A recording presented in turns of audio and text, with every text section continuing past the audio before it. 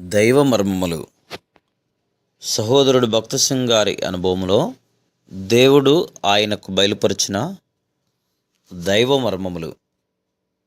7 నక్షత్రములను దేవుని 7 ఆత్మలను గలవాడు చెప్పు సంగతులు.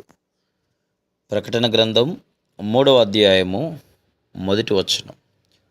సార్దీస్ సంఘ కాలము సంఘ చరిత్రలోని 5వ కాలం. చరిత్రాత్మకముగా ఇది సంఘ విప్లవమునకు చెందిన కాలమైనది. ఏలైనగా ఆ దినములలో రోమన్ కేథోలిక్ వారి పద్ధతులు ధిక్కరించబడెను. జీవించుచున్నావన్న పేరు మాత్రము కలిగి ఉండిరి గాని వారు మృతులుగానే ఉండిరి. ప్రకటన గ్రంథం 3వ అధ్యాయము 1వ వచనం. నిలువు టంగీలు, క్రొవ్వొత్తులు మొదలగు సంస్కారములు వారిలో ఉండెను గనుక వారు మృతులుగానే ఉండిరి. పరిశుద్ధాత్మ కార్యం మనలో జరగని యెడల మనము కూడా అలవాట్లు, ఆచారములకు లొంగి తప్పుగా నడిపించబడదము. పరిశుద్ధాత్మకు లోబడవలనని చూపించుటకు 7 ఆత్మలు కలిగిన వాడుగా యేసుక్రీస్తు ప్రభు తన్ను తాను బయలుపరుచుకొనెను. ప్రకటన గ్రంథం 3:4లో లోక వ్యవహారములలో జోక్యము కలిగించుకొనకూడదని సార్దీస్ సంఘమును ప్రభువు హెచ్చరించుచున్నాడు.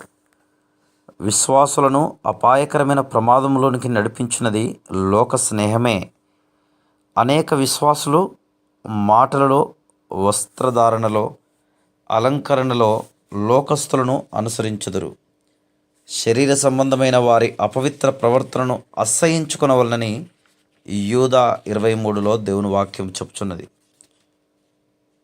లోకమును అనుసరించి వారి హృదయములు అపవిత్రతతో నిండియుండును. మన సౌందర్యము దేవుని పరిశుద్ధతయే. 1 దినవృత్తాంతములు 16:29. 1 పేతురు 3:2-5 వచనములలో నిజమైన సౌందర్యం యొక్క రహస్యము వివరించబడింది. జయించు వారికి తెల్లని వస్త్రము ఇయ్యబడునని వాగ్దానం చేయబడింది. ఈ తెల్లని వస్త్రము పరలోకపు సౌందర్యమును సూచించుచున్నది. Praise the lord.